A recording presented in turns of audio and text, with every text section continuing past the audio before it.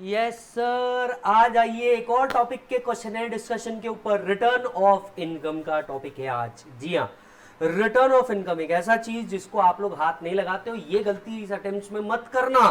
Amendments भरपूर है 2019 के, ये टॉपिक को मत छोड़ना। मेरा पर्सनल व्यू ये बोलता है।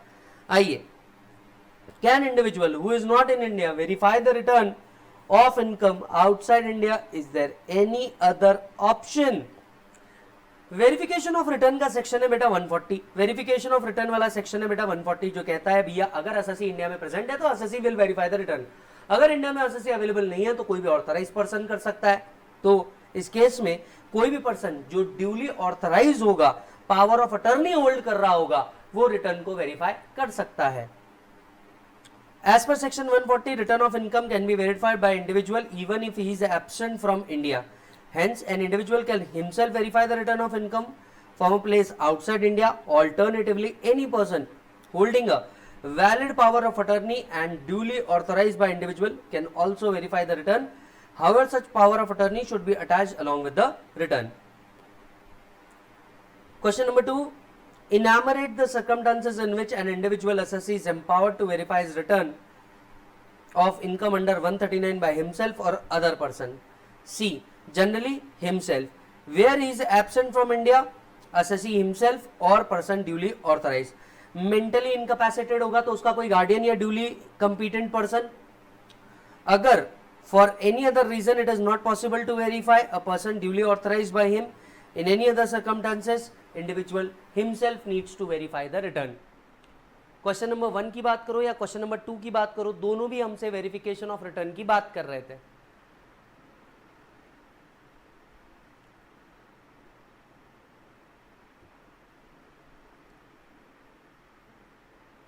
Done sir. Next question number 3 की बात कर लेते हैं। Explain the term return of loss. Can the loss be carried forward even if the return of loss has not been required? बेटा 139(3) की बात चल रही है। 139(3) कहता है भैया अगर आपको PGBP loss, capital gain loss या owing and maintaining horse races वाला लॉस कैरी फॉरवर्ड करना है तो आपको रिटर्न टाइम पे भरना है। रिटर्न अगर टाइम पे नहीं भरा तो ये लॉस कैरी फॉरवर्ड नहीं हो सकते। हालांकि दो लॉस आप कैरी फॉरवर्ड कर सकते हो भले ही रिटर्न आपने टाइम पे नहीं भरा, वो है एचपी और अनएब्सॉर्ब डेप्रिसिएशन। अनएब्सॉर्ब डेप्रिसिएशन तो तब भी कैरी फॉरवर्ड हो सकता है जब आपने रिटर्न नहीं भरा। क्या तुम्हें याद है? अरे याद करो, चीख चीख के चिल्ला चिल्ला के तुम्हें लेक्चर में और फास्ट ट्रैक के अंदर में चिल्ला चिल्ला के ये पॉइंट पढ़ाए थे, भूल ना जाना। A return of loss is a return which shows certain losses. Section 80 provide that losses specified therein cannot be carried forward unless the losses are determined in pursuance to a return. Business loss, speculative loss, capital gain loss, owing and maintaining loss are losses where return should be filed within 139(1). However, following losses can be carried forward even if loss return has not been filed. HP and unabsorbed depreciation. देख लो मालिक, वही बात है।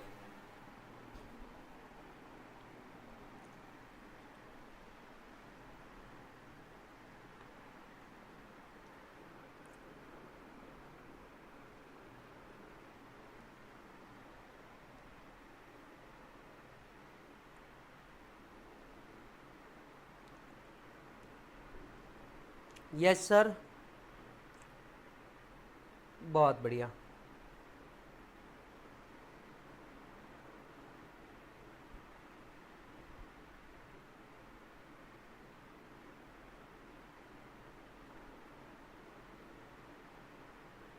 चलो जी आगे बढ़ते हैं। Question number 4 पे चल जाते हैं। Paras age 55 year is a resident in India. Interest 288 was credited to his NRE account with SBI. NRE account के ऊपर जो इंटरेस्ट आता है वो exempt है। 30,000 being interest on FD with SBI was credited to his saving account during this period. He also earned 3,000 as interest on this saving account. Is Paras required to file return of income? What will be your answer? If he has incurred 3 lakh as travel expenditure for self and wife. एक minute, पहले के 3 case अगर देखें हम लोग तो उसकी income आ रही थी 288 एनआरई अकाउंट से जो कि एग्जम्प्ट है, फिर आ रही थी 30,000 जो एफडी से आ रही थी, राइट, ये टैक्सेबल है, और 3,000 जो आ रही थी वो सेविंग बैंक अकाउंट से आ रही थी जिसका डिडक्शन मिल जाता था 80 TTA के अंदर में। सो आपकी नेट इनकम 30,000 ही आती थी। ऐसे केस में आपको रिटर्न भरने की जरूरत नहीं पड़ती थी।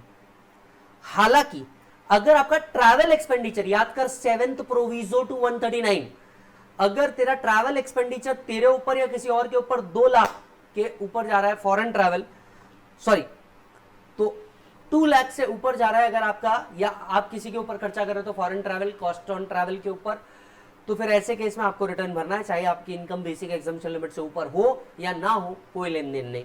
तो सबसे पहले क्वेश्चन को आप इंपॉर्टेंट मार्क कीजिए, केस स्टडी में बना करके पूछा है आपको ये question. An individual is required to furnish return of income if the total income before giving deduction और exemption under the 54 series exceeds basic exemption limit. यहाँ पे एनआरई अकाउंट की जो इनकम आती है ये 10(4) में एग्जाम्प्ट है। एफडी का इंटरेस्ट 30,000 आता है, सेविंग बैंक अकाउंट 3 आता है, टोटल 33। 80 TTA को 3,000 मिल जाएगा, टोटल इनकम 30 बन जाएगी। Since total income before giving deduction cannot exceed basic exemption limit, no return is required. Yes. However, if he has incurred the expenditure 3 lakh on foreign travel for self and spouse, he has to mandatorily file return on or before the due date under 139(1). साथ साथ में पढ़ते रहो भाई, साथ साथ में पढ़ते रहो।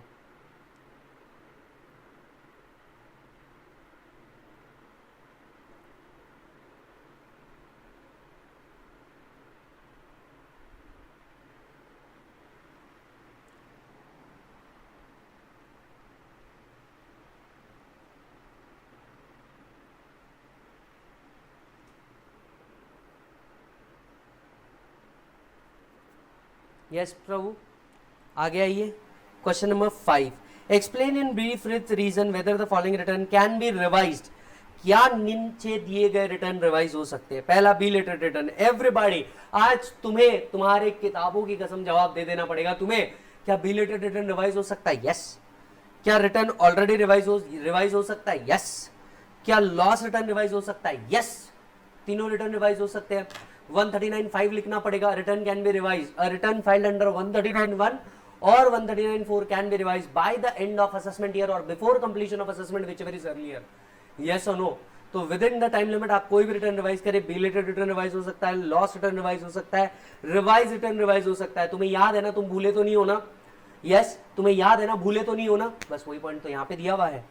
So a person has furnished a return under 139(1) or 139(4) can file a revised return at the time before the end of relevant year or before completion of assessment, whichever is earlier, if it discover any error or omission, wrong statement in the return filed. A B-dated return can be revised, a revised return can be revised, and a return of loss deemed to be the return under 139(1) can also be revised.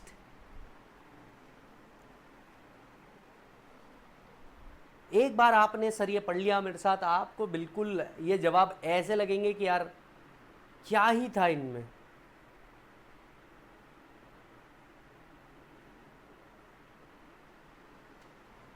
Yes Prabhu.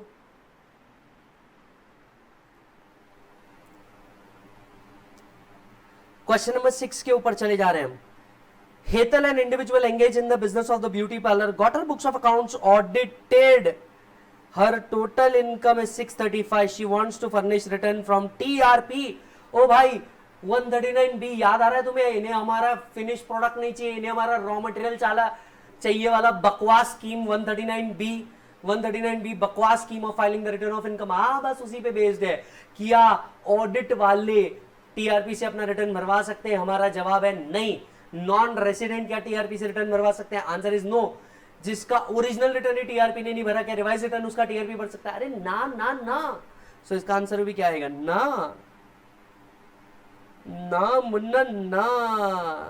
Hetal cannot furnish his return of income through TRP.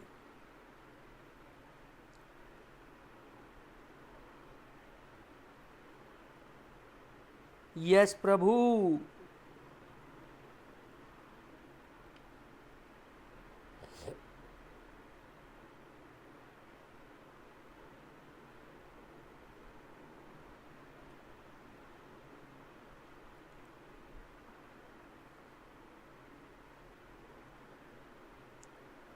Done है जी, बहुत बढ़िया।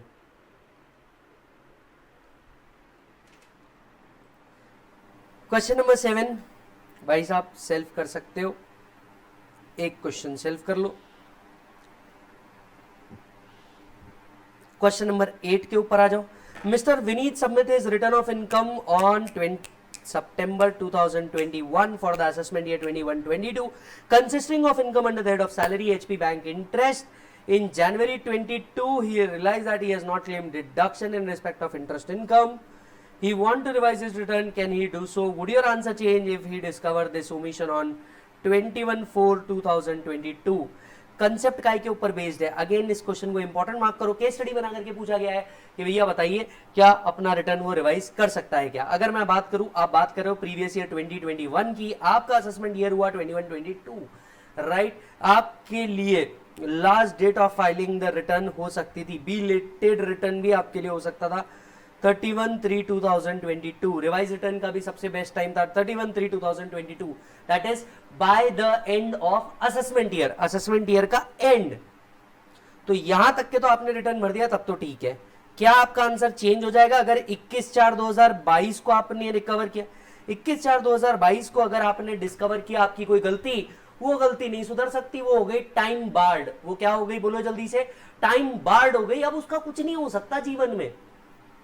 So, since Mr. Vineet has an income under the head of salary, HP, other sources, he does not fall under the category of person whose accounts are required to be audited, and therefore the due date is 31st July.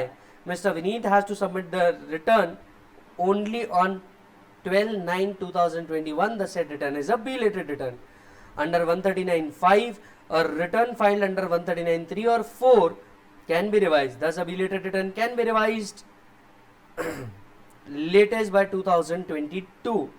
However, he cannot revise the return if he discover on 21/4/2022, since it is beyond 31st March 22 being the end of assessment year.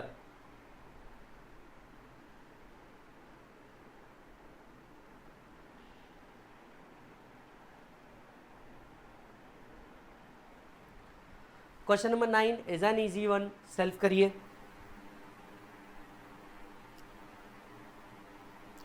Question number 10, which is the last question Babu?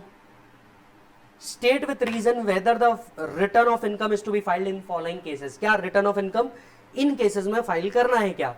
Mister X is the resident individual, age 80 year, has a total income of 285। 80 years का age है मालिक उसका, 285। He has claimed a deduction of 150, 80C का deduction उसने 150 claim किया है। Income बनाओ इसकी पूरी 285 प्लस 150, क्योंकि रिटर्न भरना है अगर बिफोर डिडक्शन एंड एग्जम्पशन उसकी इनकम बेसिक एग्जम्पशन लिमिट से ऊपर है। Long term capital gain 80 which is not taxable by virtue of exemption under 112A, हटाओ इसको बाजू। Assuming that he has not opted for 115 BAC, ठीक है। Would your answer change if X has claimed 1,05,000 as electricity bill? In the first situation 285 plus 150, ये किससे ऊपर नहीं जा रहा? 5 से ऊपर नहीं जा रहा, रिटर्न नहीं भरना है। हालांकि 7th प्रोविजो कहता है अगर उसका इलेक्ट्रिसिटी बिल साल भर का 1 लाख रुपए के ऊपर गया है तो रिटर्न भरना है। यस, तो पहले केस का आंसर नो, दूसरे केस का answer yes, 7th proviso use करके।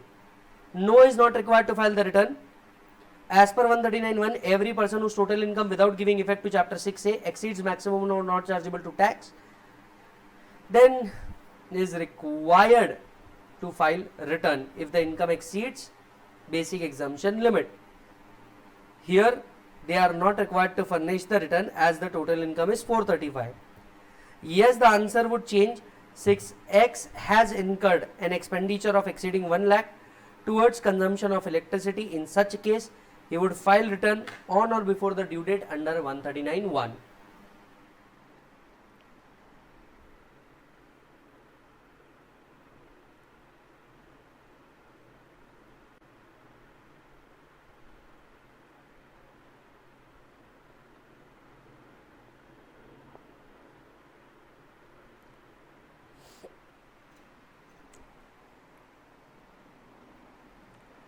डन है जी। और बस इसी के साथ साथ हमारा एक और टॉपिक का क्वेश्चनेयर खत्म होता है, दैट इज रिटर्न।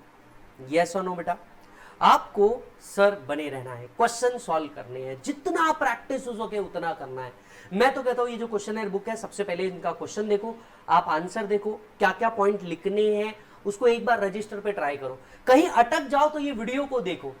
जो लोग के पास टाइम कम है, फटाफट इस वीडियो को देख करके आप आगे बढ़ो, ज्यादा बेहतर होगा। यस सर, चलिए तो यहां रुकते हैं, नेक्स्ट सेशन के साथ आपसे मिलता हूं। Take care.